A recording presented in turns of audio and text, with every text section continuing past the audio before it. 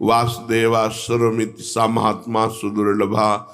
जो पूरे जगत में भगवान वासुदेव को देख रहा है वो महात्मा बड़ा दुर्लभ है।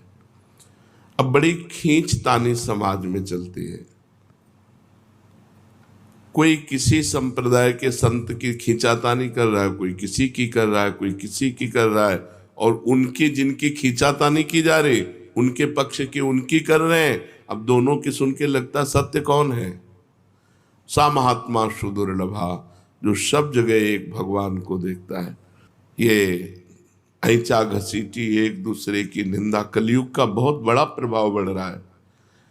किसी भी प्राणी के अंदर यदि एक बात आ गई कि वो परमात्मा सर्वत्र विराजमान है और वो भजन कर रहा है, तो वासुदेवा सर्वमित सा महात्मा, भगवान उसको महात्मा कहते हैं।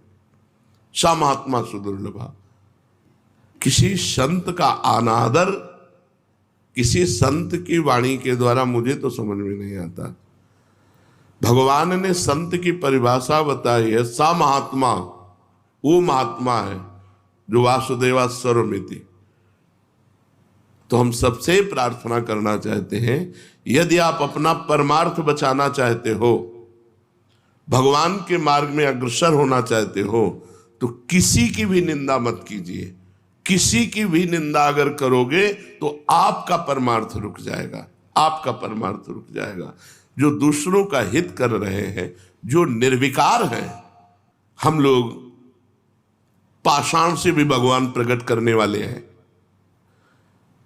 हम सनातन धर्मावलंबी पत्थर से भी भगवान प्रकट कर लेते हैं।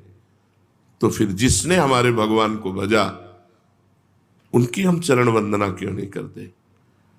जो भगवान को भजे, भगवान को हमारा सर झुकना चाहिए। हम ये नहीं कहते कि तुम वहां जाओ, लेकिन उनका नाम आते ही आदर के सहित हम निंदा किसी। एक बार कोई राम बोले तो तुलसीदास जी कहते हैं, तुलसी जाके मुख से धो क्यों निकसत राम, ताके पग की पग तली मोरे तन की चाम। और वो राम को भजकर राममय हो गए।